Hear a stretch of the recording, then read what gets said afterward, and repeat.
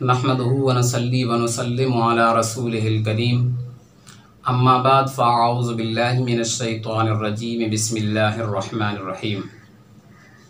सवाल है कि अगर कोई शख्स नमाज़ पढ़ने आया और अपना मोबाइल फ़ोन बंद करना भूल गया और नमाज़ शुरू कर दी, दौरान नमाज कॉल आई और मोबाइल फ़ोन बजना शुरू हो गया, तो ऐसी सूरत हाल में वो शख्स क्या करे? उसी तरह नमाज जारी रखे या मोबाइल फ़ोन को बंद कर दें?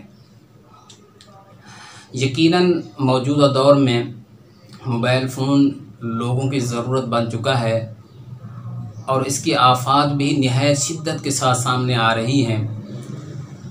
लिहाजा एहतियात का तकाज़ा तो यही है कि मस्जिद में दाखिल होने से पहले मोबाइल फ़ोन बंद कर दें या कम से कम साइलेंट पे लगा दें। और आम तौर पर मस्जिदों के गेट पर लिखा हुआ भी होता है कि मस्जिद में दाखिल होने से पहले अपना मोबाइल फ़ोन बंद कर दें। और मस्जिद के वज़ू खाने दीवारों पर भी लिखा हुआ होता है कि अपने अपने मोबाइल फ़ोन बंद कर दें। और अमूमी तौर पर आइम्मा किराम भी नमाज से पहले ये ऐलान करते हैं कि अपना अपना मोबाइल फ़ोन बंद कर दें। लेकिन अगर कोई शख्स मोबाइल फ़ोन बंद करना भूल गया और नमाज शुरू कर दी और दौरान नमाज कॉल आई और मोबाइल फ़ोन बजना शुरू हो गया, तो ऐसी सूरत हाल में ज़रूरत की बिना पर एक हाथ से मोबाइल फ़ोन को बंद कर देना चाहिए। अगर बंद नहीं करेंगे तो उसकी अपनी और आस-पास के लोगों की नमाज में खलल वाक़ होगा। और फ़ुक़हा किराम ने अमल कसीर से नमाज फासिद होने का हुक्म दिया है।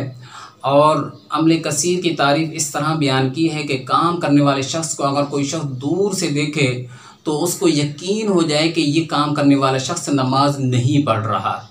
तो अगर किसी की ऐसी कैफियत नहीं होती तो उससे नमाज फासिद नहीं होती। लिहाजा ज़रूरत की बिना पर एक हाथ से मोबाइल फ़ोन को बंद किया जा सकता है और बंद कर देना चाहिए, ताकि उसकी अपनी और आस-पास के लोगों की नमाज में खलल वाक़ ना हो। दुआ है अल्लाह तबारक व तआला से कि हमें अपनी नमाज़ों की हिफाजत करने की तौफ़ीक़ अता फ़रमाए। वमा अलैना इल्लल बलाग़।